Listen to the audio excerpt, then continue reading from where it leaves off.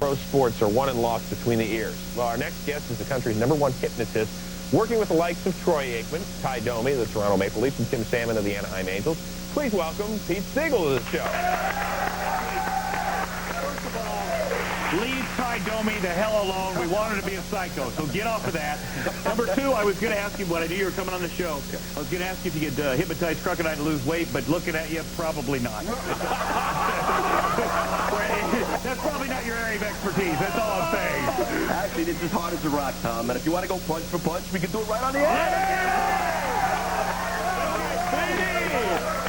Hey, now, Pete, is there a difference between a sports psychologist and a sports hypnotist? And if so, what is it? Sports psychologists deal with the conscious mind, which is the state that everybody's in now. You're able to decipher information. You have a critical capacity. You can evaluate. You have a reasoning capacity. Sports hypnotherapists deal with the unconscious mind. I'll give you a very, very quick example of that between the conscious mind and the unconscious mind. What do the letters P-O-L-K spell? Pole. What's the white of an egg called? Yolk. What do the letters S-T-O-O-P spell? Soup. What do you do with a green light? Stop. What do the letters R-O-A-S-T spell? Rose. What do you put in the toaster? Toast. Okay. Am I hypnotized? Okay, well, listen to the responses. In a toaster, you don't put toast, you put bread. At a green light, you don't stop, you go. And the white of an egg is not the yolk, it's the egg white.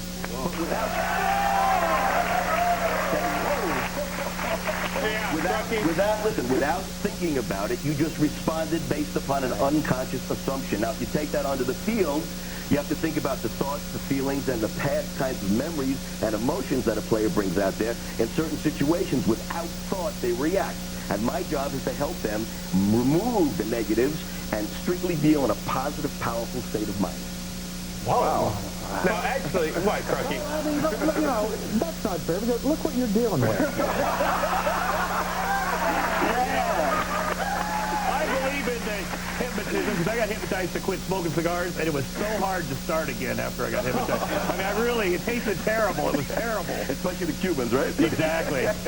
Real quickly, I gave you 3 names, Aikman, Ty Domi, Tim Salmon, of guys you work with. Give us 5 other guys that big names. Well, I've worked with 5 different NHL teams, including the LA Kings. I've worked with, right now, Royce Clayton, Scott Spezio, Damian Easley. 3 major name PGA players. I have to sign non-disclosure agreements with each one of them, so I can't name those. But over the years, anybody named Tiger? I mean, we won't say his last name. I can't. No, but I haven't worked with Tiger Woods. But I've worked with volumes and volumes of pros in every single sport. And right now, I'm big into golf. Writing a lot of good books on the mind in golf for peak performance, and writing for the various different golf magazines. Now, you also did some work with DeMarco earlier today, so we're going to show a little tape of what exactly you did with D, and kind of walk us through it here, if you don't mind. Internal state. Now, what are you doing? All right, now here, he's getting in touch with a peak performance playing-related memory. Okay, this is a time in his mind where he felt a sense of dominance, a sense of control, a sense of unbridled passion and conviction to conquer and take charge. And that's what I want players to really go onto the field fueled by. So here he's emotionally and perceptually connecting with that memory. He was going to the bathroom. I don't want to... No, I wasn't going to the bathroom. If he was going to the bathroom, Tom, and he's in that state of mind, stay the hell out of his way, because he'll go right through you and right to the bathroom.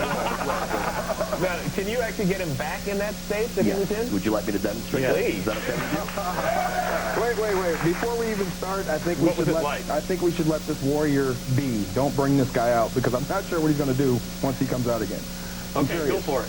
I'm serious. What was it like, DeMarco? It was incredible. I mean, it took me back to when I played the Jets in 1995. It was my best game as a pro, and I just felt invincible. I saw everything before it happened. I made big plays. You know, I was the player of the week that week. It was just, all of a sudden, I'm back in this place, and I feel like I'm playing a game again. I hear the crowd, I hear everything, and I'm just afraid? Are you afraid to go back to that feeling? Yeah, because it's one of those places. I mean, that guy was supposed to be on the football field, not on this show. No guts, no glory. Let's see it. Okay. You don't want to see it? You kind of remind me of Boomer Esiason. So go ahead.